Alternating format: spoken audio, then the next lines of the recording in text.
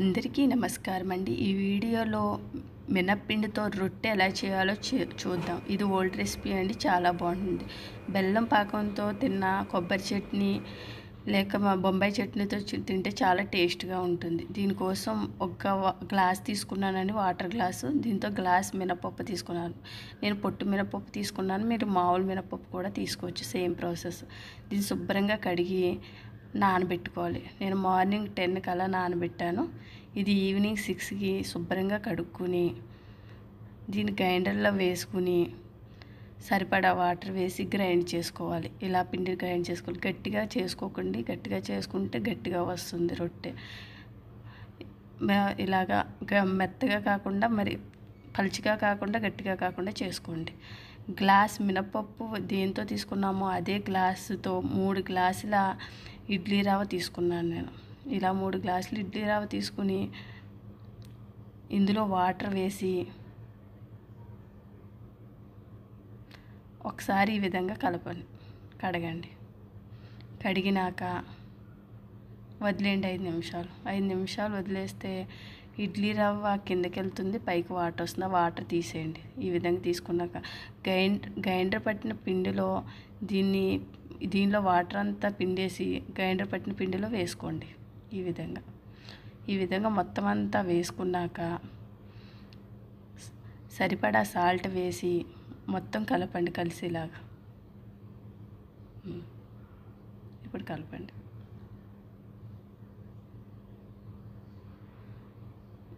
కలిపి మూత పెట్టి నైట్ 6కి వేసుకుంటే మార్నింగ్ 6 కల్లా రెడీ అవుతుందండి. ఫ్రిడ్జ్లో పెట్టకండి, బయటే ఉంచండి, పులిసి బాగా వస్తుంది. ఇది ఇడ్లీలు కూడా వేసుకోవచ్చు, ఇలా రొట్టె కూడా వేసుకోవచ్చు, సేమ్ ప్రాసెస్ అండి. ఇది మార్నింగ్ ఈ విధంగా ఒకసారి కలుపుకోండి, బాగా ఎక్కువ కలపొద్దు. ఒకసారి కలుపుకున్నాక స్టవ్ మీద కళాయి పెట్టి, మందపాటి కళాయి పెట్టుకోండి. నేనైతే అల్యూమినియం కళాయి పెట్టుకున్నాను, ఇదే కరెక్ట్. హైలో పెట్టి స్టవ్ కొంచెం ఆయిల్ ఎక్కువ పడుతుందో ఆయిల్ వేసుకోండి. వేసుకుని ఈ పిండిని వేసుకోండి. మీకు ఎంత దళసరి కావాలంటే అంత వేసుకోవచ్చు, బాగా దళసరిగా కూడా వేసుకోవచ్చు. దీంట్లో చిన్న గ్లాసుతో నీళ్ళు పెట్టుకుని మూత పెట్టి సిమ్లో పెట్టాలి. పూర్తిగా సిమ్లో పెట్టండి. ఈ విధంగా ఉడుకుతుంది ఓ 10 నిమిషాలకి. ఇప్పుడు గ్లాస్ తీసేసి దీన్ని తిరగేయండి. ఈ విధంగా తిరగేసి మళ్ళీ మూత పెట్టి ఒక 5 నిమిషాలు ఉడికించండి. వేరే సైడ్ కూడా ఉడుకుతుంది. అంతేనండి, మినప రొట్టె రెడీ అయింది. దీన్ని కొబ్బరి చట్నీతో కానీ బొంబాయి చట్నీతో కానీ సర్వ్ చేసుకోవచ్చండి. తప్పకుండా ట్రై చేయండి. దీంట్లో సింపుల్గా బొంబాయి చట్నీ ఎలా చేయాలో కూడా చూపిస్తున్నానండి. దీనికోసం స్టవ్ వెలిగించి స్టవ్ సిమ్లో పెట్టి కొద్దిగా ఆయిల్ వేసి 1 స్పూన్ శనగపప్పు, 1 స్పూన్ మినప్పప్పు, 1/2 స్పూన్ ఆవాలు వేసి ఒకసారి కలుపుకొని 1 ఉల్లిపాయ, 4 పచ్చిమిర్చి, చిన్న అల్లం ముక్కలుగా కట్ చేసి వేసుకుని ఇవి ఈ విధంగా వేగినాక 1 ఎండుమిర్చి కట్ చేసుకుని వేసుకుని కొద్దిగా కరివేపాకు వేసి ఇది సిమ్లో పెట్టి వేయించాలండి. ఇలా వేగుతున్నప్పుడు ఒక గిన్నె తీసుకోండి. ఒక గిన్నె తీసుకొని 4 స్పూన్ల వీడియోలో చూపించిన విధంగా 4 స్పూన్ల శనగపిండి తీసుకోండి.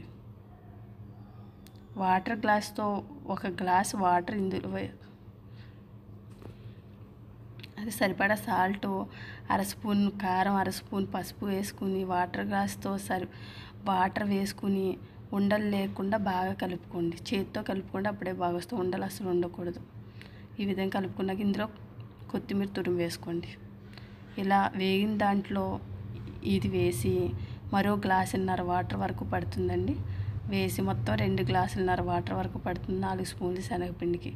దీన్ని మీడియం మంటలో అస్సలు ఆపకుండా తిప్పుతూనే ఉండాలి. ఆపితే బాగా పలచగా వచ్చేస్తుందండి, బాగా రాదు.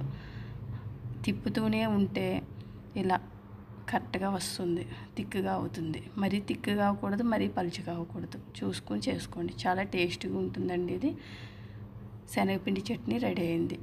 ఈ వీడియో మీకు నచ్చినట్లయితే లైక్, షేర్, సబ్స్క్రైబ్ చేసుకోండి. Thank you for watching.